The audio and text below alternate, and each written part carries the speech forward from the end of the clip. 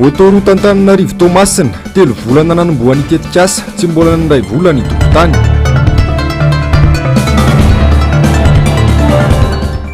Etsika ny tima voasakatsakana tompona andraikitra ny Prime Ministre Mpanome Baiko.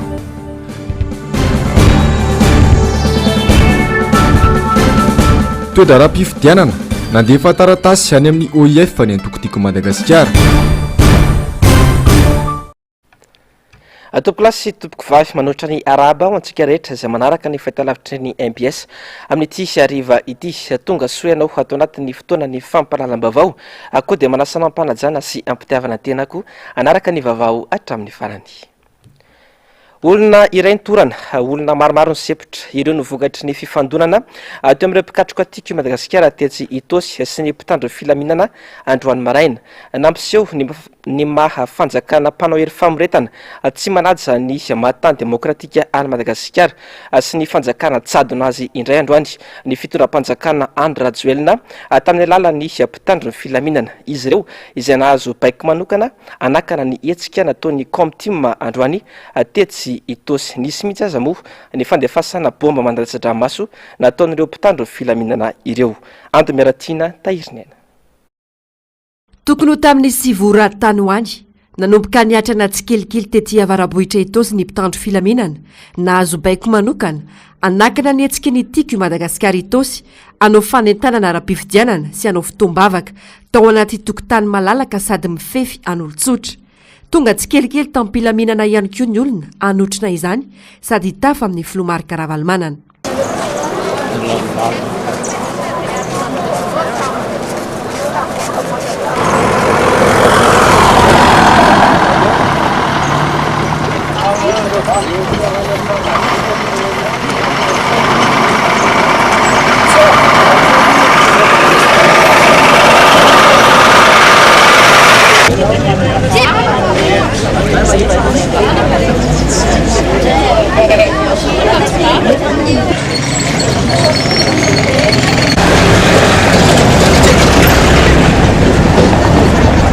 Ravitsy taorian'izay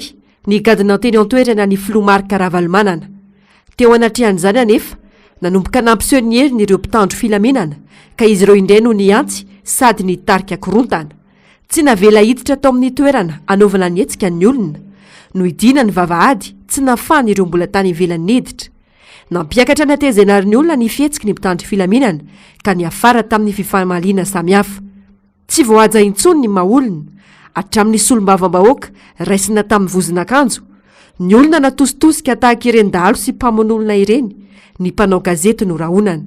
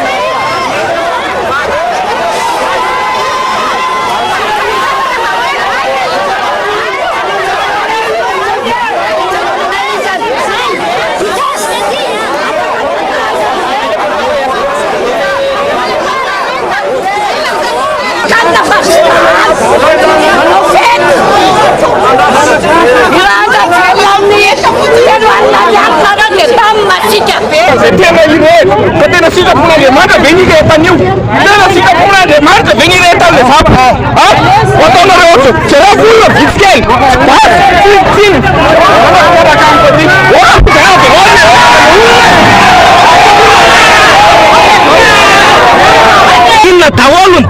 zany rehetrarehetra zany inona nytanzay toeraky ny zavatra ataonay clôturé io ny tokony ataonareo dia iambina ny ivelany any fotsiny fa tsy hisakana ny olona tsisy tsato sakana ty zavatra ty filambany zao izy vina nisy asika nataony tiako Madagasikara ka nitarika akorotana apetraka zay fanontania zay mitokona ndraikitra zao mila kosa olonao faza konkomonina vava zany olona fa tsy mety zany berana itsore débutaire raha vao tsy mity zay vahoaka raha mandehanareo aloha iaraka amin'ny vahoaka aiza le chef district aloha fa zay ny tena voadidiny mpitandro ny filaminana ny toerana rehetra dia nivelany sy manoloana ny vavahady nampisehoniery ny mpitandro filaminana ka nandefa bomba nandatsadranomaso sady nankarenina na ireny antsoina hoe assourdissant ireny nanapartiana ny olona vokany olona iray torana olona efa nahazo taona maro sepitry ny entony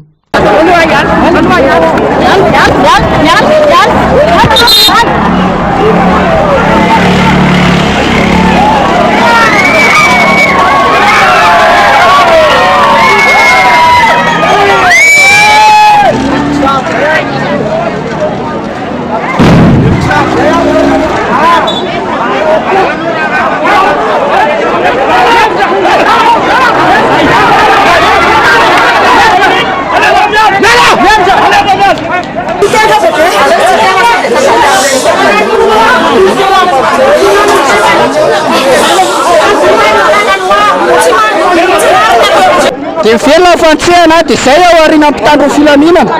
natisika zareo ty olona ty nakao alohany dia vangy zareo zao natonga ny olana io napoaka ny zareo le zavatra valy zay eo akaikely eo zany eke hitady ty olona ty zareo nanapoaka an'le hitako zao le mpitandro filaminana anankiray iny nanapoaka an'ity bararo ve zao za nanavatra amin'ny président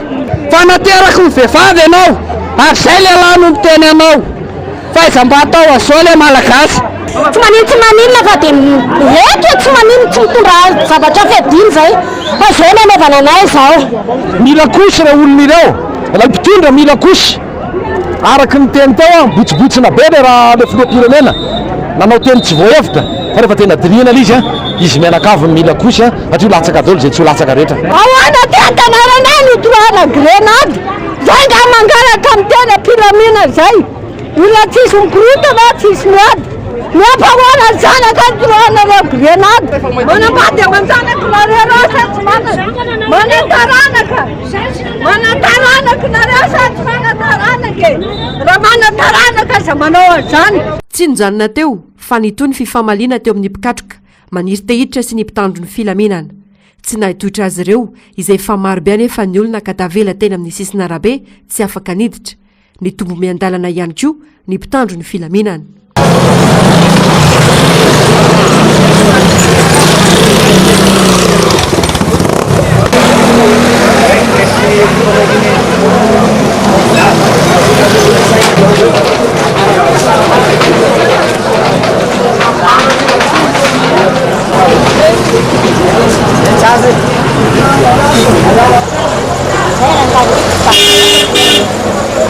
fanjakana jadona tsy mandala ny mahatany tandalàna sy ny mahatany demokratika ny Madagasikara no minjoreto vao hitsakitsaka tanteraka ny zoma olona sy ny fahafana maneho hevitra sy miteny ankahalalahana fotoana fongamany hitantsika tena andorany fotsy teny fa vahoaka marobe manapadalana ary atao hoe mibahana ny lalana andehanany fivezivezen'ny fiara tsy zavatra manoatoana ny fitandro filaminana ka amin'izao maraindaina toandro zao dia mampanelo ny zavatra misy eto satria dia mipoaka hatramin'ny gaz lacrymogène ety amin'ny tosety matotsika ohatran'izao mahatavelo ohatran'izao nefa be dia be raha zay nafa misy manam-paingana zay nafa misy pailalana vesatsika tatria tsy afaka mandroso mihitsika tatria le toetsaina mihitsy ny tsy ao zay manimba n'ity firana ity toetsaina zay matoriten'ny olona andaontsika andeha tatria didiny be sany zao mandeha zareo zao manana sany dia mandeha trantsika dia zay nge izy tositosika misy bomba lacrymogène atreo aloha dia mahazavatra tsy rary mitsiny zao hita tsy tsisy basy tsisy niny zao mahazo an'le vahoaka adidiny antoko politika voalohany ny mitandro ny anakandriamaso ny lalam-panorenana ary koa ireo lalàna sy didy amampitsipika manan-kery faharoa mandray anjara mavitrika amin'ny fampanjariana ny fiainam-pirenena fatelo mampiofana ny mpikambana ao aminy fa efatra manentana ny olom-pirenena andray anjara amin'ny fiainam-pirenena sy fiainana ara-politika ary fadimy manao tatitra amin'ny raharaha politika ijoroany raha ny voarakitry ny lalàna velona 120 tsipika oatra 12 andininy fahinina ambiroapolo tsy misy mivoana amin'ireo ny etsika ataon'ny antoko-tiako Madagasikara hatramin'izay ary nananja toy ny anak'Andriamaso ny lalàna velona ery famoretana no asetra izany manjaka ny mizana tsindriny ely eto amin'ny firenena malalaka amin'ny etsika ataony ny antoko politika sasany saingy rehefa ny timma dia atao tahaka izao manam-porofony tsy fanajana sy fanitsakitsahana ny lalàna velona ny zava-misy enatra ho an'ny Madagasikara eo amin'izao tontolo izao. Araka izany tsy misy olona ambony lalàna eto Madagasikara na dia filoham-pirenena aza ary ny lalàna mihitsy no milaza fa andraikitry ny antoko politika ny manao fanentanana ny olona isoratra anarana ao anatin'ny lisam-pifidianana tsy nisy ihany koa ny taratasy fandrarana azo ny tompo toerana fa tsy afaka manao etsika atao anatin' izany toeran'olotsotra izany ny antoko-tiako Madagasikara androany ary nareo mpitandro filaminana azy dia tsy nampiseho izay taratasy izay araka ny vaovao nangony onjalalaina ranavy manana sy Mateo Prince. Saika tsy navelan'ireo zandary hiditra sy hijanona tao anatin'ny faritra nanaovana ny fanentanana ny olona isoratra anarana anaty lisam-pifidianana ireo olona tonga teny an-toerana androany nisy mihitsy aza ny fikasana izy ireo androka sy amoaka ireo olona efa tafiditra tao anatiny mizana tsindrinila misy eto amin'ny firenena onsolom-bambahoaka lany tamin'ny anaran'ny antoko-tiako Madagasikara tena amin'ny distrika Anatsimondrano Alain Rantsimbazafy nandritra ny fifampiresana tamin'ny lehiben'ireo zandary rehefa piray antoko amin'ny filoham-pirenena manao etsika dia avelanao ankalalana izy ireo na dia tsy nahazona lalana azy izany tanànan'ny olon-tsotra na propriété privée nanaovany mpikatroka ty mafionana androany teny Itosy ka tsy tokony angatahana lalana izany ho kosa ny sekretera jeneraly ny antoko Rina Randriamasinoro nandritra izay fifampiresana izay araky ny taratasy avy any amin'ny préfecture tonga aty aminay dia refusé la demande nataonareo maly ny etsika izay ho ataonay aloha zany eto dia eto nareo mpanao gazety tsy misy etsika hafa atao ivelany ity faritra izay propriété privé ity ary ny tompony toerana hatramin'izao tsy nahazo taratasy fiamplezana hoe tsy azo atao ty etsika ity ary tsy nisy fandrarana nataon'ny tompona ndraiky mpanjakana mahakasika manokana ny toerana izay anaovana ny etsika tiana ihany manamarika ino moa no alehan'ny antoko-timma eto amin'ity toerana ity zay tsy handeha ny an-dalambe zay tsy hanao dia be fa zay ampivory ny mpikambana atao anatin'ny antoko-timma amin'izao akatoko ny fifidianana izao anentana ny olom-pirenena isoratra anarana ao anaty lisam-pifidianana satria tsy ny lalàna ny manery ny antoko politika hanao an'izay taratasy voarainay avy any amin'ny préfecture mahakasika an'ilay demande izay napetrakinareo dia milaza hoe fandavana ny fanatanterahana fiambonam-bavaka sy fampitana vaovao ny motif natao ato hoe tsy mazava ny adresy anatanterahana ny fangatahana milaza moa tsika hoe mbola tsy mahafantatra ilay tompo-toerana efa notifie amin'ny zavatra io taratasy avy any amin'ny préfecture iny afaka omenareo ve le notification an'le tompo-toerana milaza mihitsy hoe tsy azo atao ty ary tsy azo idirana fa ty misy tompony ty toerana ty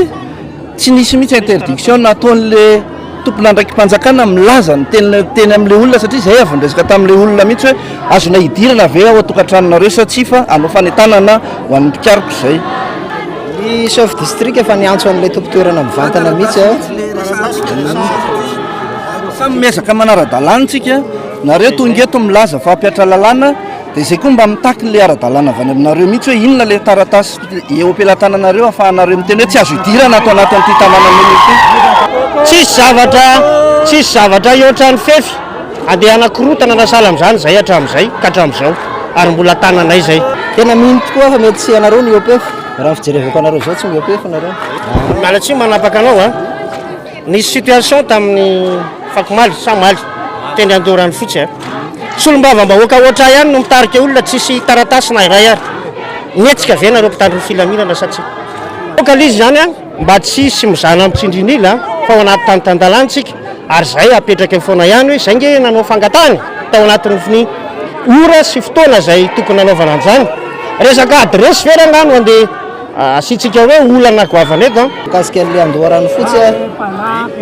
tenako fa teo ny filohampirenena tamin'ny diabe iny za solombavam-bahoaka perinasa vahoakako reo ny solombavam-bahoaka IRD no mitondra olana nomboka niala teo amin'ny pharmacie nandorany fotsy tery amin'ny Braon commune nandorany fotsy tsofoka amin'iny faritra mahabo rehetrarehetra iny nahazo alalana ve izy fa tiako antanina ihany le valiteninao teo hoe satria ianao teny mihitsy de ambareo amiko raha manana zay zavatra zay ina mahasamihafa ny rolara samy solombavam-bahoaka fa ny any le valiteninao mihitsy tiako antanina mahakasika an'izay hoe ambony lalàna ve ny filoham-pirenena rehefa ny filoham-pirenena ve zany no miteny an'izay dia tsisy dikantsony ny lalàna tsy miteny ntsony ve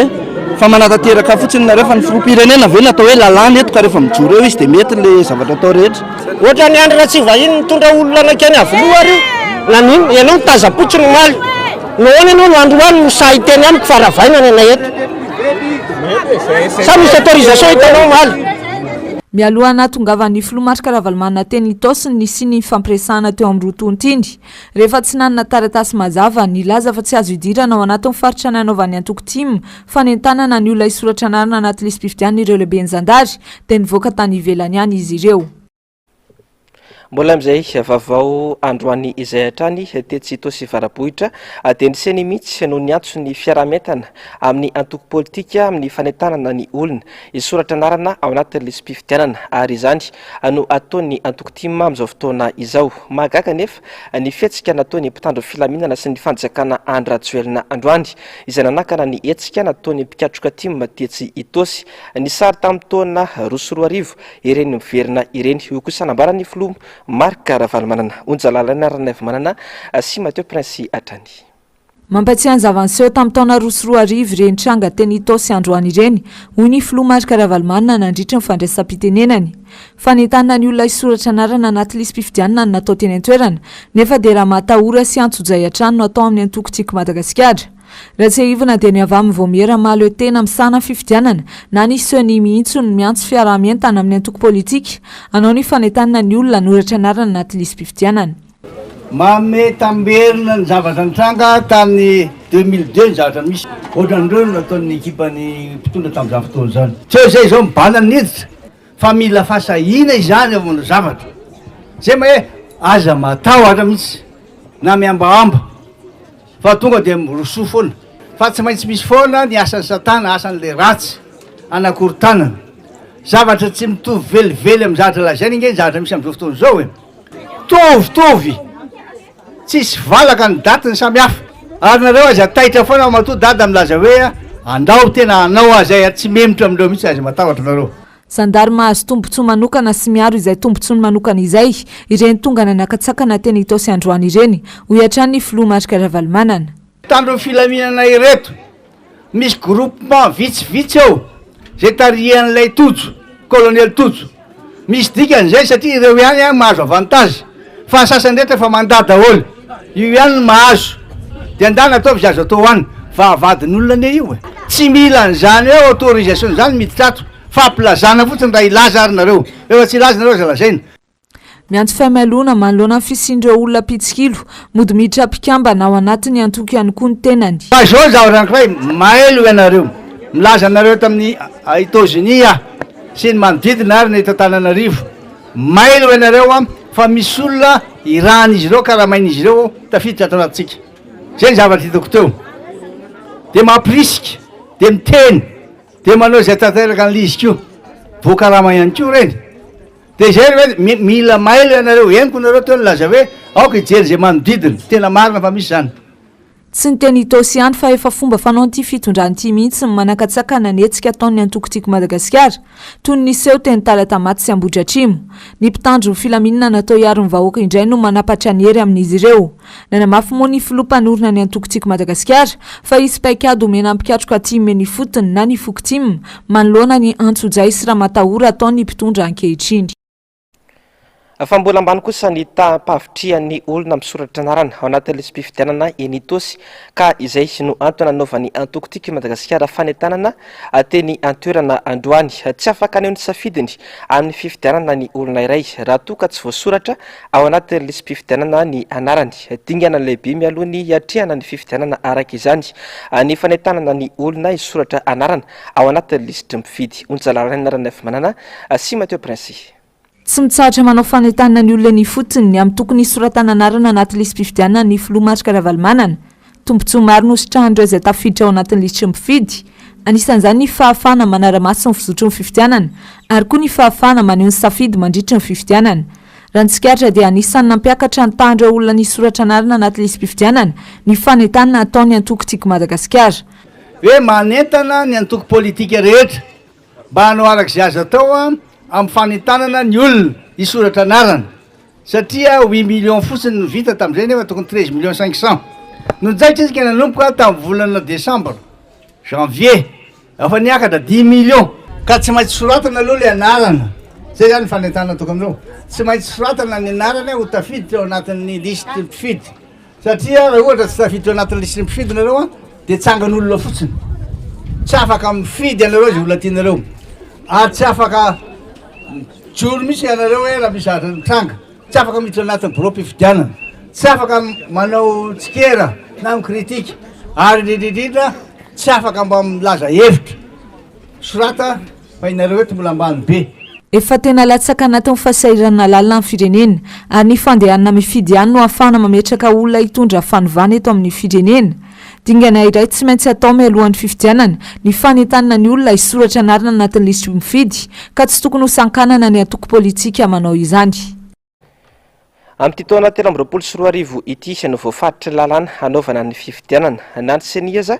dia efa namoaka fa amin'ny 7 novambra ho avy izao no hanaovana ny fifidianana filoham-pirenena fihodinana voalohany miantso fahamialoana mahalona ny mety ho alabato ataon'ny mpitondra fanjakana Andry Rajoelina ny avy amin'ny antokotiky Madagasikara mbola ionjalalaina raha navy manana sy Mateo Prince atrany. Ny fifidianana ihany no vahaolana analana firenena ao anatin'izao fahasahiranana lalina izao miantso fitoniana mialohany hatrehana fifidianana ihany koa ny avy amin'ny antokotiky Madagasikara tokony ho mailo manoloana ny fandranitana amin'ny endriny maro samihafa ataon'ny mpitondra ireo mpikatroka ao anatin'ny antoko. Raha tonga teto zay tamin'ny maraina dia mbola nidy vavahady io be no ny tenanay hoe tsy azo idirana ty fa voasakasakana etseroa fa zay rehetreritra hoe raha itosy uni zany tsisy mahasakana zany zay no nahatonga anay tonga teto tamin'ny maraina nareo eto itosy tena modely nareo amin'ny fijoroana ary nareo tsy mijorojoro fahatany fa mahafantatra mihitsy ny rariny sy hitsiny ary ny zavatra tena tokony hijoroana ary isorana nareo be dehibe zay ty taona ity dia tao mpifidianana irahany rehetra malaly zany ary tsika tao anatin'ny antokotiky Madagasikara no midradradradrany zany voalohany indrindra satria fantatritsika fa zay ny vahaolana ho an'ny firenena zay ny vahaolana ho an'ny vahoaka malagasy tsy sinony mety korotana zavatra maro samihafa maro atsakily an'izay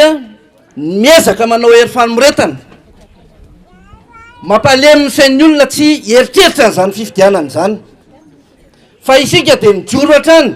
ary isoratsika ny filoha-pitarika ny filoha Ravalomanana mitarika atsika amin'ny fanentanana ny olona hiomana amin'izay fifidianana ho avy amin'ity taona ity zay voalaza ny lalam-panorenana fa ity taona ity ny tsy maintsy hanaovana fifidianana efa nilazany zany ny CNI ny fahatsany vahoaka efa tsy lazaina intsony ny zavatra mahazo ny firenentsika efa tsy lazaina intsony tsy fahaiza mitatana zao ve dia tokony ho rariny sy hitsiny ve zao vahoaka ato anatin'ity efitrano mifefy ity ve ny tokony handefasana mpitandro filaminana manino ireo tsy alefa manenjika dalo any reto vahoaka reto ve no eritreretana fahavalo sy anankirotana tandrotsika dia zao miala amin'ity fahantranyity vahoaka malagasy amin'ity taona ity tsy maintsy resitsika ny mpangala bato mampiseho ny tsy fanarahan-dalàna rehetra ny mpitondra amin'ny alalan'ny fampiasana ny mpitandro ny filaminana tsy miaro ny vahoaka sy ny fananana intsony ny mpitandro ny filaminana amin'izao fa miaro ny tombontsoa ny filoham-pirenena sy ny mpiray antoko aminy efa naseho n'ireo mpitandro ny filaminana antsika ny fampiroroana efa nasehon'ny fitondram-panjakana ny fangalaram-bato fa itsika de teo foana ihany ary amafisitsika ny firaisan-kina manomboka eto ary tsy maintsy tonga filoham-pirenena ny filoha Marc Ravalomanana mila mijory sa itsika handresy an'ireo fampirorona sy fampitahorana ataon'ny fitondrana amin'izao fotoana izao tsy ahivoka tsara omaly fa raha nisy ny zavatra nitranga teny iavoloha dia solom-bava-bahoaka mitovy amiko ihany no mitondra olona tsy nisy autorisation teny amin'ny arabe ary tsy nisy fanakanana nakatona avokoa ny zapirehetra nandoarany fotsy azakivy amin'ny zavatra tahaka ireny tsy makaiza ireo ary tsika tsy maintsy tafiditra de tsy maintsy mandresitsika de manana finoana fa ondlamosiny filoha Marc Ravalomanana daholo tsika rehefa teo ka ny fifidianana de mba ino tsara ny mpitandro ny filaminana fa premier tour de vita tokana ny tanjona dia ny ampandresena ny filoha Marc Ravalomanana amin'ny fifidianana filoham-pirenena efa voafaritry ny lalàna famititantiny hanaovana ny fifidianana volana vitsy sisa no andrasana dia afaka maneho ny safidiny ny vahoaka malagasy. Fanateo aza ny sakana sy ny ramatahora maro samihafa natao tamin'ny mpikatroka tiako Madagasikara atao itosy androany dia totosa somatsara izay etsika no kasaina izay nanapirofo ama piralamianala azy ny mponina enitosy sy ny filoha Marc Ravalomanana androany ndara itsika ity fanadatiana mahafinaritra nataony Andimeratina sy Tahirinena ity. No pirofo ny mponina itosy androany fa afizany filoha Marc Ravalomanana zany. Tsy misy mahavita ny vitany. Taoriana etsika ny tima tao varabohitra, namakivaky ny tanàna, nandeha an-tongotra, niaraka tamin'ireo vahoaka marobe tao an-damosiny ny filoha Marc Ravalomanana. Velona indray ny fanantenana tao anatin'ny tsirairay, endrika faly sy mirana no tsenany ny vahoaka azy.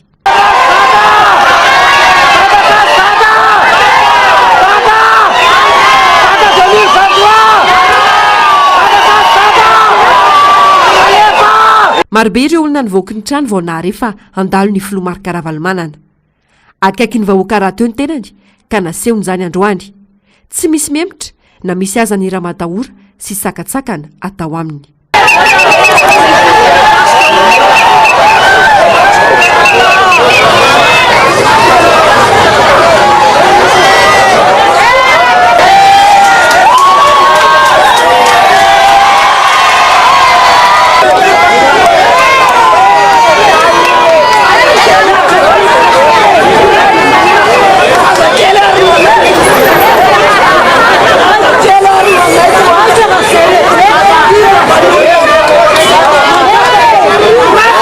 Efa leo fitakasilainga ny malagasy ankehitriny,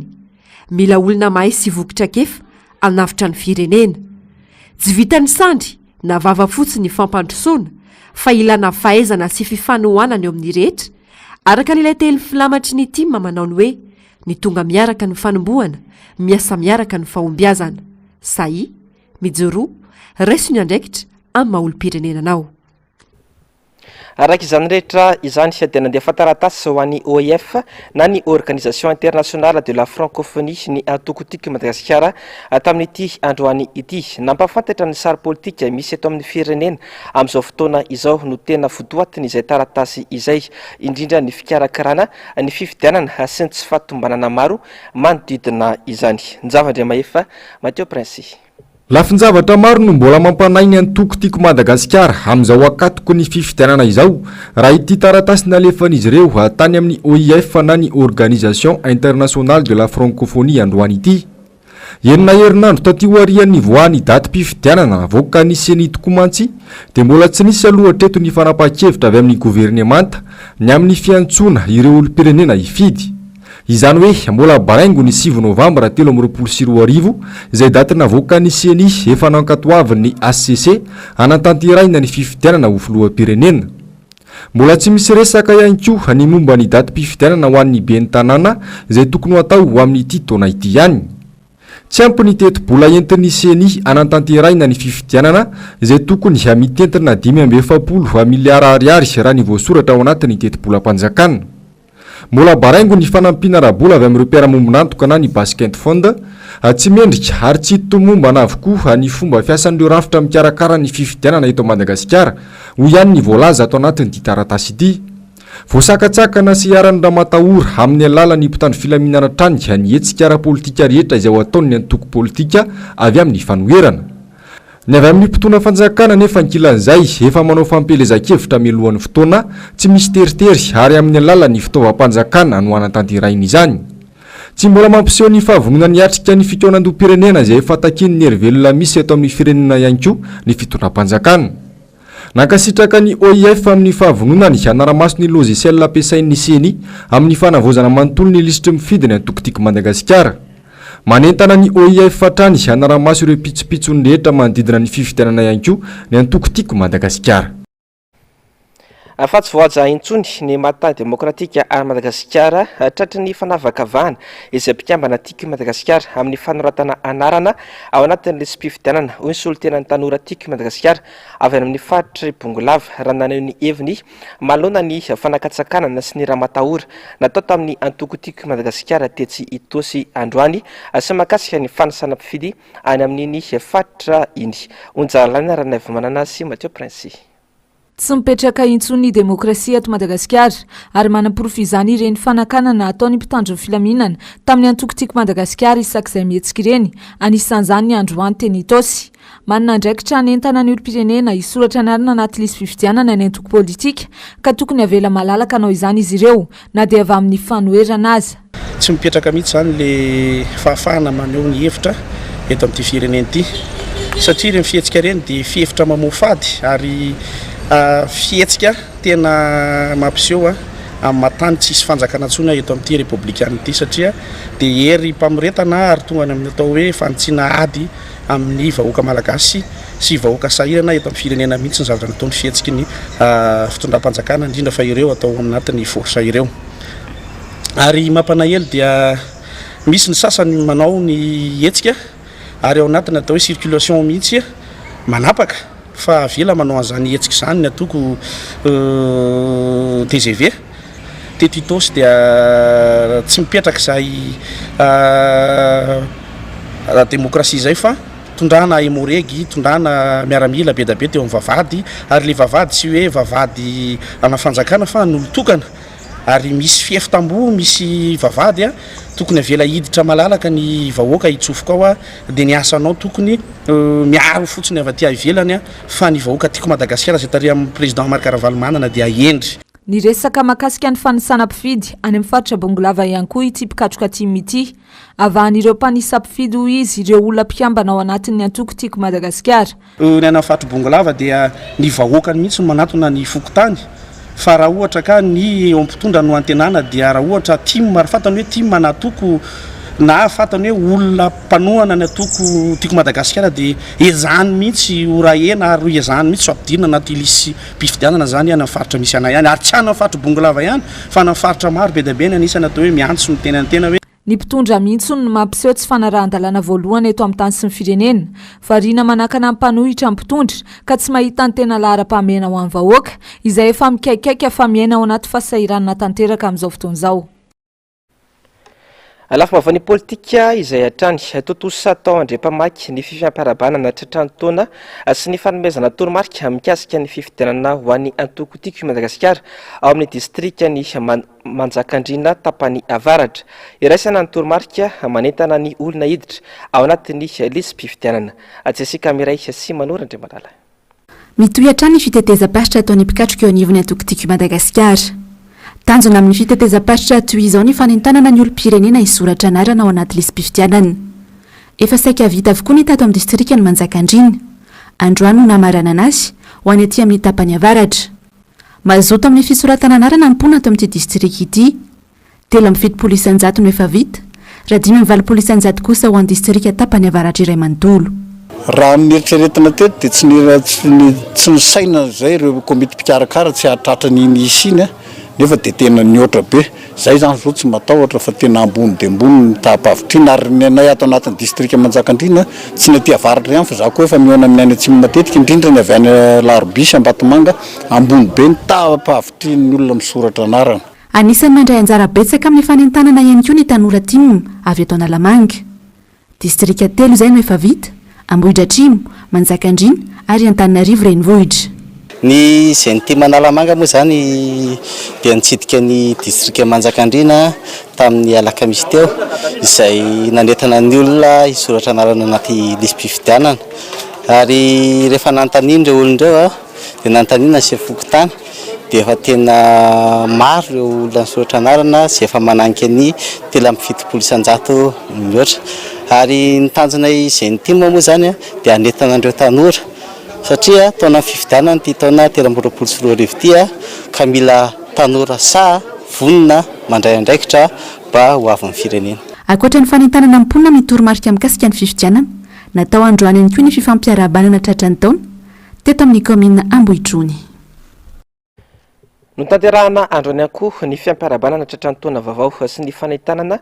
ny olom-pirenena soratra anarana ao anatin'ny fifidianana atao amin'ny commune Ambatolampy tsy mahafotsy. Nitarika izany fotoan-dehibe izany ny solombavambahoaka Mamy Rabenirina notron'ireo mpikatroka maro namaly ny antso. Natonga solotena avokoa ny fokotany valo mandrafitra ny commune ary nisy ny famonoana omby ho mariky ny nofikena amin'ny tampihavanana tany antoerana. Mbola ao anatin'ny herin'ny tanteraka ny antoko-tiky Madagasikara ao amin'ity commune ity satria dehibe ny tanàna Timatrany no voafidy atao antoerana nanomboka ny taona 2024 mandraky ity ny androany.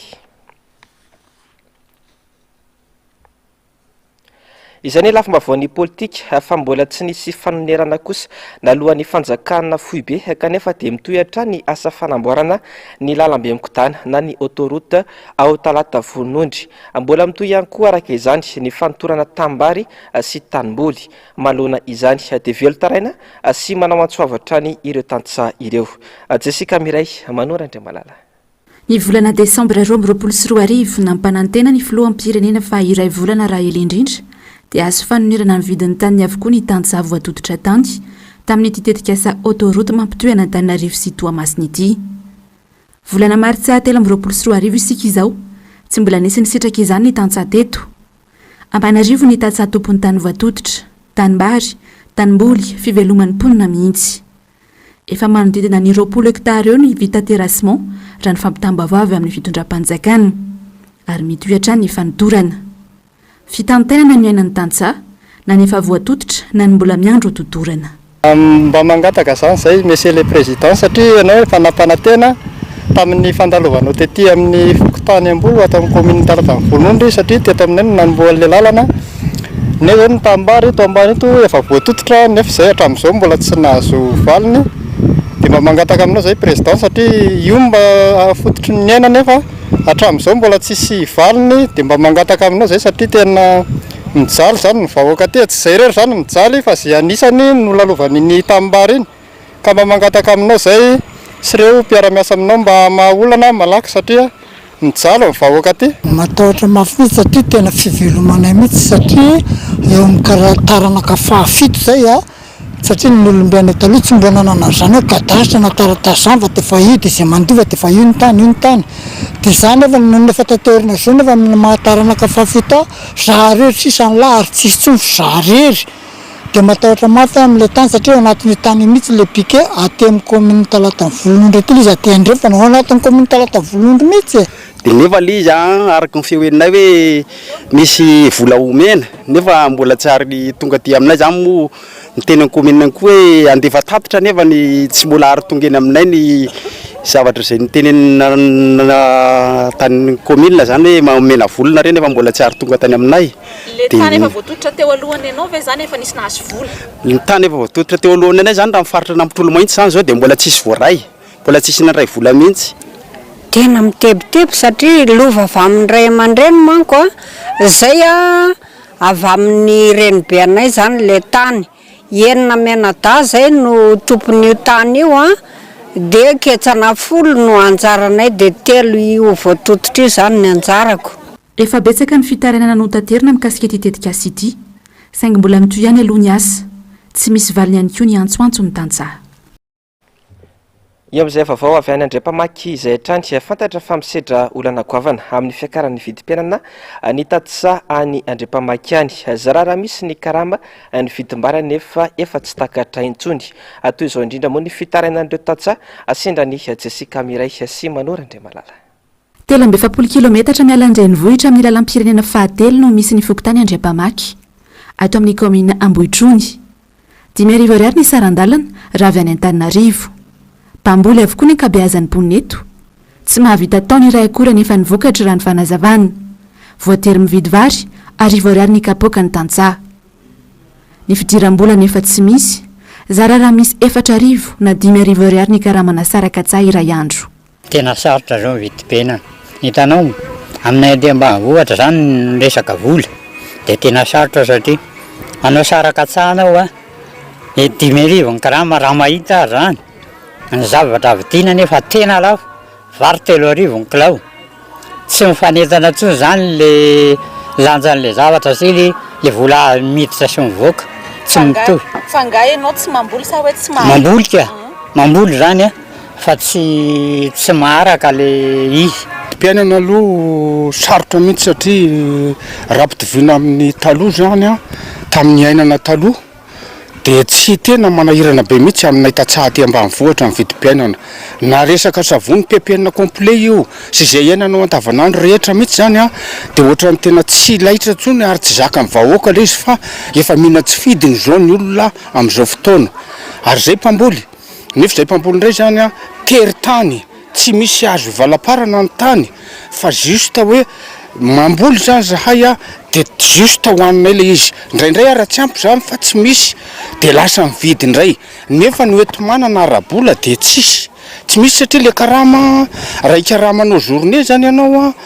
dia araka le voalazan'le ray aman-dreny teo iny hoe indraindray ara 540 dia 4,000 ny karama dia mandeha zany kanefa ny a le vary zany lasa misondrotra hoe 503,000 4,000 203,000 aiza le karama le 4,000 ve dia mahazo vary 4 kilô ny azon'izay 1 kilô nge zany ny azony. Nisy tena mitsara satria zay zao zao nefa tonga avy ny dala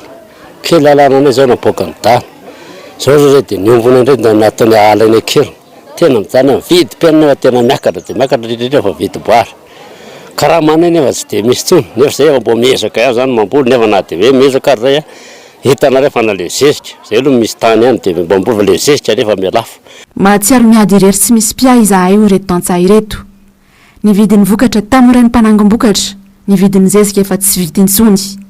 Izaho anefa voatery mividy vary lafo mihoatra ny namarotana azy. Favao tsy fandriam-pahalemana kosa indray olona iray no maty roa fanaratra mafy vokatry ny fanafiana amin'ny tapiadina nataon'ny jolahy tetsy Anosy Andrefana Omaly Ariva. Fantatra fa dia ireny mpianakaviana iray ampanao cash point iray indray no voaroba sady naratra ny alamora teo amin'ny toerana nisy ny loza ireo mpanao ratsy ary tsy nisy mpitandro filaminana ihany koa tena toerana nandritra ny fotoana nisy ehon'izay loza matsiravina izay. Ando miaratiana tahiriny aina. Ny revitra ny basy tetsy amin'ny fokotany ambanimaso Anosy Andrefana Omaly Ariva tokony ho tamin'ny enora sasany tany hoany. Reny mpianakaviana iray mpanao cash point amonjy fodina no hoe fanaraina jiolahy no lasibatra. Lasa ny vola 3 tapitrisa voatsindronantsy tamin'ny lohany ihany koa rehefa nanohitra ilay mpanao ratsy nanambanantsy azy. Vehivavy zany araka mahavehivavy ny tena zany hoe marefo noho ny lehilahy, izy lehilahy matanjaka dia lavo ambany le namako. Dia rehefa lavo ambany namako dia efa juste hoe tena hoe eo an-tendany eo zany tena ambanany any antsy eo amin'ny tendany eo zany io namako. Dia vao nitsindriny tamin'ny tanany teto amin'ny tratrany teto zany hoe nitsindriny tamiko io dia le antsy eo amin'ny tenda. Dia voadaka an'le namako mafy zany ofehan'le lehilahy io. Avy eo tonga dia afaka niala ho azy izy dia hivadika zany namako ohatrany hoe hiarina zany hoe hiarina dia nirirana ohatr'izao. Dia le nrirana iny izy zany dia anindro anazy nefa ny lohan'le namako vo. Dia avy eo nentin'le poketra dia nitsoaka izy ary izy nitsoaka izy tsy nandeha mafy fa hitan'le namako mihitsy zany hoe nandeha mora. Izy tsy ho saritava. Olona ray zany nitany teo tena olona ray nitany teo fa zay namany tany ambadika tsy hainy fa olona ray mihitsy nitany teo. Teo amin'ny fefakadiny teo no nitrangan'ny loza. Mpanampy mpamily iray na eno ity reny mpianakaviana ity ny antso vonjeo no saika hikasa hanavitra azy ka voatsatoka antsy ihany koa. Ankoatra azy, vehivavy iray vao eritreriny maty voatsindronatsy teo amin'ny nonony havanana rehefa nifanetra tamin'ny olon-dratsy teny an-dalana ny tenany izay namelaka amboty mianada. Tamin'ny enora fatelony izy voaka ny trano vidy crédit akanjo fitenena nanaovany fa tsy akanjo fetina mivoaka dia za tamin'ny enina sy fefany andeha tsiana aho dia tonga ny tamin'ny enina sasany a dia miverina tato an-trano dia mipoapoaka be ny feom-basy intelo dia izay nanety trano dia dada mivoaka tany mijery hoe inona le izy dia iza le izy dia kay zandrinay kely le votao tsy rara tao ambony kely tao. Tsikaritra hoy ny mponina fa tsy nisy mpitandro filaminana teny an-toerana nandritra ny loza. Minitra maromaro taty aoriana vao nisy mpitandro filaminana roa. Mahatsiaro tsy misy mpianim-ponina manoloana ny afitsiky ny tsy fandriam-pahalemana. Tombo be le asan-jiolahy dia asa re izay eritreritra zareo hoe ahoana mihitsy ny andamilana ty vahoaka ty fa raha salaminay ety tena mitaitaina andro amanalina mihitsy. Ohatran'ny fisehoany zavatra maro dia aleo tsy misy fandriam-pahalemana mihitsy raha ohatran'ny mary. Raha ohatran'izao foana ny ainan'ny vahoaka eto amin'ity manodidina ity satria tsy androany tsy rapitso raha afaka pitso fa mila isam-bolana zany le action ety. Tsisy miaro tena tsisy miaro. Hatrany ambany ka hatrany ambony tsisy miaro. Tsy zany le volan'le vahoaka tao anenina dia nefa ny fiarovana tena tsisy. Ny asa mpitandro filaminana dia aloha tsorina direkta mihitsy hoe kolokolo mibetsaka. Raha tsy maty mamono tena ny olona, maty ny anoanana, maty ny dahalo. Tsy misy fandraisana andraikitra maty paika manoloanjany. Eny fa nahatra ny pasana aza mbola ripaka hatramin'ny taolana ihany koa. Mandro tsy lavolony va ho lalabe mandry, manjaka ny tsy fandriam-pahalemana eto amin'ny firenena. Docteur après la mort araka ny fomba fiteny sisany mpitandro filaminana. Tsy misy hita rehefa monjy vahoaka, fa tonga njatony kosa rehefa nakana netsiky ny timina. Tsy mipetraka amin'ny matandroka ary ny vozina azy tsony, tsy miaro ny vahoaka sy ny fananany, fa natao hiaro olon-tokana eto amin'ny firenena. Anakatonantsika ny fiarahana amin'ity hariva ity namohan'ny CPI na ny fitsarana miady amin'ny eloka bevava iraisam-pirenena adidy fampisamborana ny filoha Rosiana Vladimir Poutine. Anao ny fanafiana sy ny famakina ady tamin'ny Ukraine no antony ity adidy fampisamborana iraisam-pirenena ity. Nakasitraka izany ny filoha Ukrainiana Volodymyr Zelensky sy ny filoha Amerikana Joe Biden raha nilaza kosa Vladimir Poutine fa tsy manan-kery amin'ny izany fiampangana izany. Javadre Maefa sy Mathieu Prince. Namoaka didy fampisamborana ho an'ny filoha Rosiana Vladimir Poutine ny fitsarana miady amin'ny eloka bevava iraisam-pirenena na ny cour pénale internationale. Fanafiana sy famakina ady tamin'ny Ukraine nanomboka tamin'ny 4 febroary 2024 no voalaza fa antony. Eo ihany koa ny fanondranana zaza tsy ara-dalàna avy any Ukraine nalefa antery any Rosia. Nankatoy fanapa-kevitra noraisiny CPI io ny filoha Amerikana Joe Biden ary nilaza izy fa fambara ratsy sy mahery vaika ho an'ny Rosiana iny didy fampisamborana ho an'ny Poutine iny. Fanapa-kevitra manatantara iny noraisiny cour pénale internationale iny ho kosa ny filoha Ukrainiana Volodymyr Zelensky. Namalibotana avy hatrany kosa ny Rosiana fa tsy manan-kery aminy izany didy fampisamborana izany noho izy tsy nanao soniha ny lalàna mifehy ao anatin'ny cour pénale internationale io. Mbola mifanenjana araka izany ny tady eo amin'ny Rosia sy Ukraine ary andrasana ny mety ho toy ny ity eo amin'ny rontota ity. Ny ronoantsary mitondra lohateny hoe planina izay no arainao aorin'ny fandarana auramarina sy ny fandarana Global News izay farainao aorin'izao fotoana ny fampalalam-baovao izao. Ny ronoantsary ipomanina kosa no arainao eto amin'ny fahitalavitry ny MBS ho amin'ny rampitso alady alina. Mametraka ny veloma mandrapitafa ho amin'ny alatsina indray tompoko lasy tompoko vavy. Veloma tompoko.